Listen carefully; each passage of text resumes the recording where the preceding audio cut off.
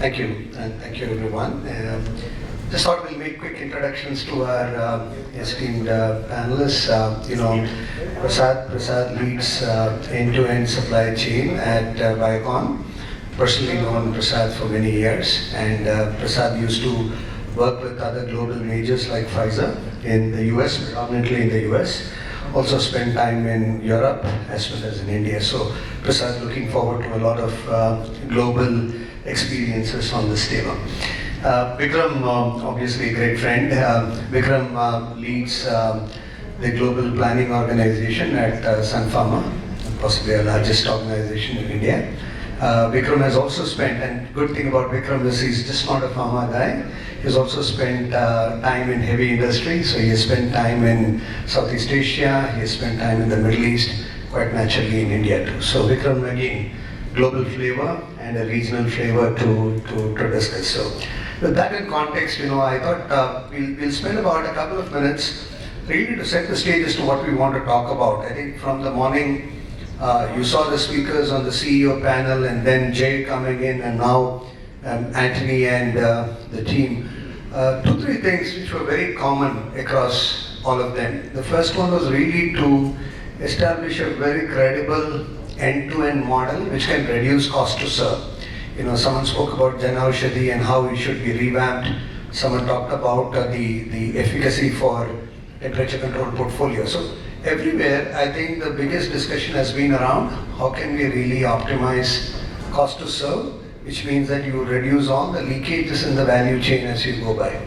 Not necessarily limited only to supply chain, because there was also a drug discovery discussion which happened. The second thing is, I think as consumers, and I think someone was mentioning when we were outside that in the post-COVID scenario, the context of life has taken a very different turn, and therefore as consumers we have started to demand more in terms of what the portfolio's credibility, reliability and integrity is. And to that extent it's up to organizations to sort of ensure this as they go by. So we're going to talk a little bit around how the entire context of blockchain, and we'll come to it later as a concept, is going to really enable the outcome parameters, which is one, the cost to serve, the second is really around what customers are looking for. And the third and the most important thing has been that you've always grappled with single sources of truth. Maybe one company holding all the data and information, very uncomfortable about it. It could either be a bank, it could be an intermediary, everybody else. And therefore a shared responsibility for distributed information is what a lot of people are looking at, which means that I own my data and I have the ability to give what I want to give, at the same time ensure that it's credible and reliable and integral. So therefore with these three in context and potentially as input parameters for you, one of the things that we would look at is how does blockchain as a concept address each of the three. Sorry about that. And if you really look at how blockchain in pharma evolved, the predominant dimension of blockchain has been on supply chain. Counterfeiting being a big issue to be dealt with, especially in the developed markets, really looking at returns and therefore the credibility of the returns, and to that extent what companies would want to pay for. And the third, quite naturally, to ensure that especially in temperature controlled products, which are potentially about 30-35% of the entire global portfolio, how do we really ensure that they are in sync with what market conditions are and what requirements are from a specification perspective. So that's how blockchain evolved, where as you would know, every transaction or every element of the chain is a block which is stamped and then passed on to the next, and therefore there is a very clear visibility shared amongst everybody. So that's broadly where we really started thinking about blockchain. But now what blockchain has evolved, and which is where the topic becomes very relevant, is that we are moving beyond supply chain, and it's about the entire product life cycle. And to that extent, my request from our two esteemed panelists would also be to look at it from the perspective of a larger product life cycle rather than just the traditional supply chain model that we have all been used to from a blockchain perspective. And also touch upon maybe a few challenges that you perceive that people like us should be wary of and should be conscious of as we go by, both from a data perspective as well as from a process perspective. So that's what we would cover in the next 20 odd minutes. What we would have as a format is that I would lean on their experience, so therefore about 3-4 minutes between Prasad, you and Vickram, if you can articulate your thoughts as to where you see this leading in your industry, and therefore also some of the dimensions that you have seen work. And then potentially with that, we will also have a couple of questions for you. So Prasad, maybe I'll start with you first, and then go over to you. Thank you, Ishwar. Good afternoon, everyone. I know we are the ones who are standing between you and a delicious lunch outside, so hopefully we'll not delay it much. We'll try to be concise as possible. Great to see the friends after a long time. And back to the point, thank you, Ishwar, for setting the context. So blockchain has been, I think it has started some years back as a buzzword, then it became hype, then it started into the adoption, and now we are in the phase where pharma, there are early adopters and then there are some mainstream adopters in there. I personally might take, I think the adoption globally is now picking up. It has a big future because, as Ishwar said, in simple terms, is appended digital ledger. So every time there is a transaction, it is immutable, it is perfectly there, and it cannot be changed, and it is through the cryptography sequentially arranged. So that's in the basic the blockchain. But with that, there are, I think, exponential opportunities across, whether it is traceability, whether it is patient access, whether it is removing the middlemen as per se, and as you said, whether it's Jan Aushadhi or India being the pharmacy of the world. Our biggest customer also is United States, and DSCSA, where the Drug Security Supply Chain Act is going to be enforced from November 23, where the entire, all the millions and billions of packets and tablets will have to be verified, whether it is going through the supply chain or at the time of dispensing, or whether it is going to be recalled. So that's one. So that is from the process flow of the product. Then the second is the information flow. As we saw in COVID, there are many times where a lot of vaccines were getting wasted in certain parts of the country or in the world, and on other parts of the country, the humanity was, was very hopeful because they were starved of those vaccine access. So that could be another, I think, there has been a lot of research and there are a lot of experts across the world who are working on that problem, but through the blockchain. One anecdote, and I'll pass on to Vickram and we'll discuss more. I read one article in Harvard, it's beautiful. The Bayer is using the blockchain in marketing.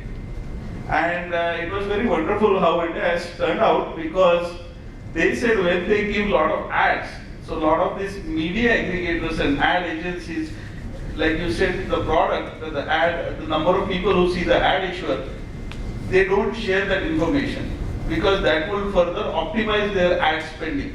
So now with the blockchain, they have a complete transparency and access to the data, actually how many people are seeing their ad, and then they can see optimize their spend on the ads and advertising. So in a nutshell, what I want to say is there are innumerable applications on blockchain, even in pharma. So of course we'll not talk about, much talk about bitcoins and all other, but even in pharma, there are a lot of applications which are evolving. So Vickram, I'll pass on to you. Before you start, Vickram, maybe I'll just ask one leading question to you. You mentioned about the FDA Supply Chain Security Act, which is going to be relevant possibly by the time we say Jack is there, right? Yeah, November 23. Exactly. So it's just about a year. How do you think, and we also have dimensions around GDPR and other things which will also be relevant as part of the larger supply chain. How do you think is the preparedness now within the Indian ecosystem? Forget whether it's an Indian company or a global company. How do you think is the relative preparedness, and what do you mean? Because we know, I think the minister in the morning spoke saying the largest number of FDA plants in the world, and quite naturally I think they'll be subjected to this act. So how do you think the country is moving on that? I think we are moving, I would say we are in that 50 percentile or to 75 percentile. I won't say we are the most leading, but we are not falling too much behind. There was one more good thing happened is November 21, which was the earlier date for enactment. That was delayed till 23, but that gave an impetus for a lot of companies to at least start the low, I call it as the base level barcoding. And that got created across the organization. Now where we are at is the aggregation of the product and verification of that into the wholesaler chain.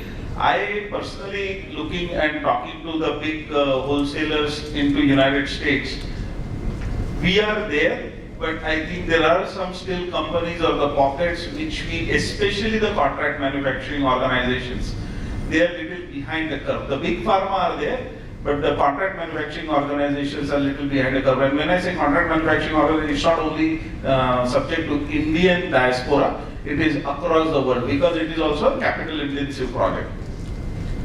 Thanks, Prasad. Vickram, over to you. Thank you. So very good afternoon, everyone. Thanks to first ET for organizing this. I'm glad to be here. Thank you, Ishwar, for that setting up that platform, and for Prasad sir for adding on to it. So I mean, my take on blockchain is blockchain. The claim to fame, so to speak, is crypto. I mean, it's been here for almost about a decade plus.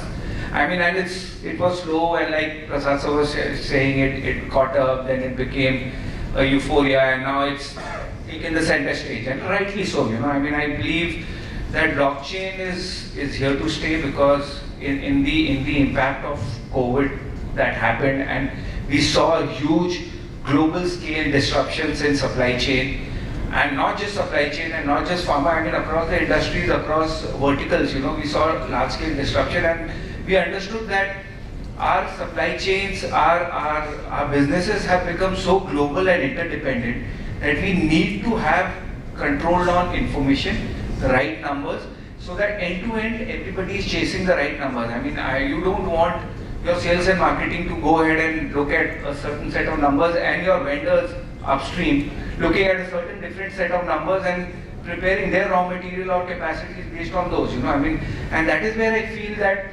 blockchain is going to play a very important role, and with the advent of Industry 4.0, with AI ML, blockchain is going to be not just a support process tool.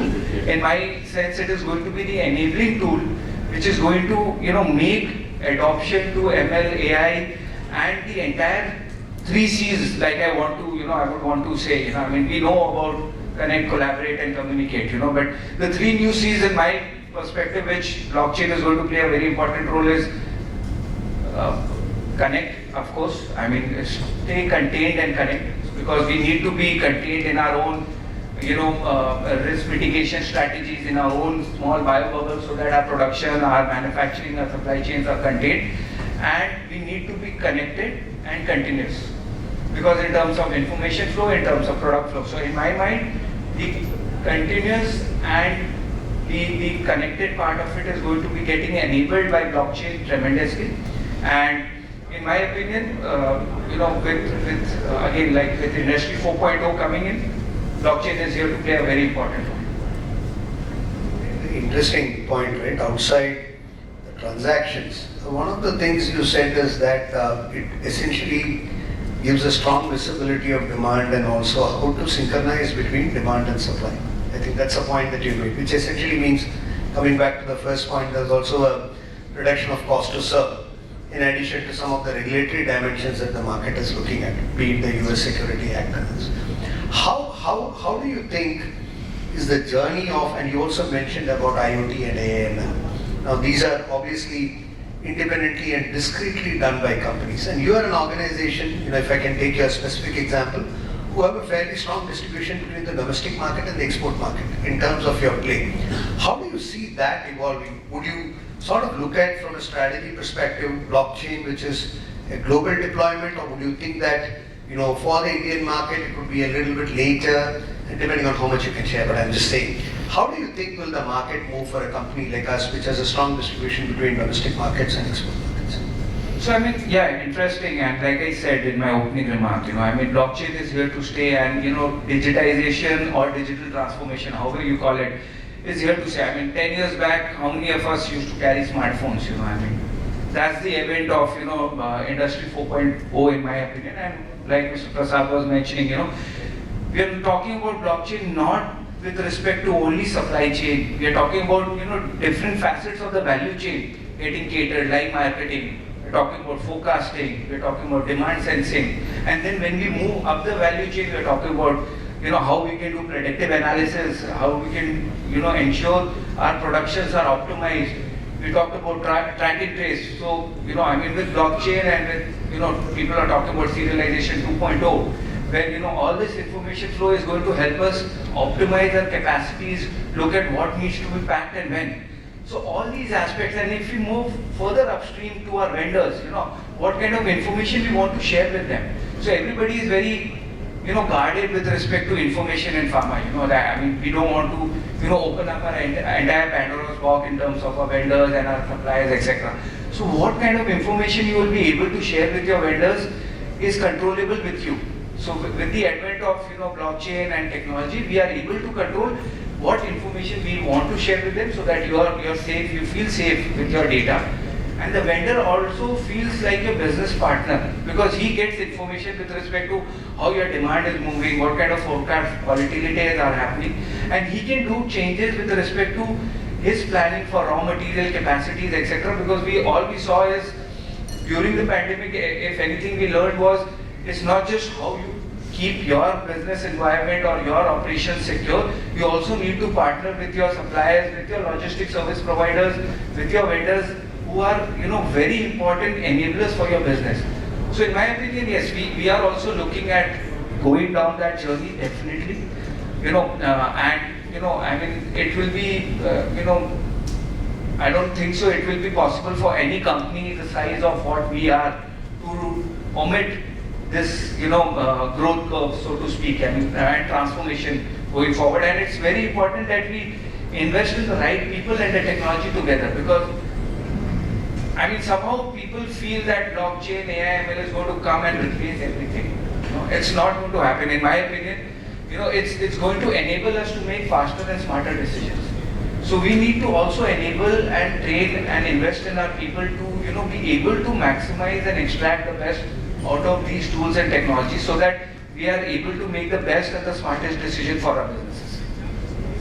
So it's not just about providing the visibility. Like what you said, you have the ability to choose what you want to share with others in a shared platform. And as Prasad rightly said, once it is shared, it is shared. There is nothing like a withdrawal on it, and therefore there's a lot of analytics which can be done on top of it, insights which can be taken out of it, and like what you said, all of them towards optimizing some of our biggest dimensions around assets and stuff like that. So, and where do you see, Prasad? Sorry, you were saying something. I just wanted to add, very interestingly, just to quickly in 1 minute, we know a lot of aggregators for track and trace, etc. Now with the advent of, blockchain and this information in blocks, so to speak, so they are able to predict now what stocks are going to, what medicines the supplies is going to, fall down, and where the demand is going to go up. So a lot of analytics with blockchain which will help us make smarter decisions with respect to what I need to produce and when I need to produce. So like we are saying, I think Mr. Prasad also mentioned, it's not just supply chain, it's not just planning, it's the entire value chain, so to speak, and not just pharma. In my opinion, we're talking on a pharma platform, but in my opinion, all the big FMCGs and other industries are also, catching up on this wave, and rightly so. So, to what he said, it's an all-encompassing model, and I think we are able to see some real business benefits of just integrating demand and supply, be it in R&D, be it in manufacturing, be it with the supply side. There will always be a concern about costs, and therefore also the significant changes in technologies, which would mean that early investors potentially have a disadvantage. That's always a discussion that people have, saying, should I always come in when the system is more mature than what it is today? What's your view? Obviously there is a deadline coming in from FDA, etc. But beyond that, how do you really see companies, and is there any safe size factor that you see that companies over this typical sizes where it will become relevant? And you also spoke about the loan licensees, third parties, and everybody else also being part of the chain. So how do you really view the cost angle and the arbitrage for that? So Easwaran, good point. Let me re-emphasize a couple of things I said before. The Drug Supply Chain Act does not necessarily need blockchain. So that's point one. So it just needs that it has to be the track and trace capability on the barcoding and that. If you have on top of it, like he said, the blockchain is augmenting the transparency and visibility. So now coming to your question, there is a cost benefit ratio on it. I think the business case can be made or the value proposition case can be made is, I'll give you another example. So the counterfeit that happens in the pharma industry runs into the billions of dollars. The waste that goes into the pharma industry because it's getting expired or it is wrong place at wrong time is billions of dollars. Third aspect to it, so we talked about the transparency of the data, second is the counterfeit or the security of the data, and the third is access of healthcare runs into the excess billions of dollars because of the lack of access of medication at the right patient.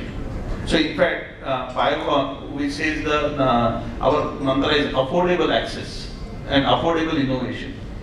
So if you look all three together and converge that, I think it makes a very good value proposition. Now you have to counter it with the how much, I would say, the front ending of the capital and the resources you want to deploy. But as the scale of the corporations go higher, I think these are all those latent costs that do not come directly on the P&L, but they do hit you in different the cost sections of the P&L.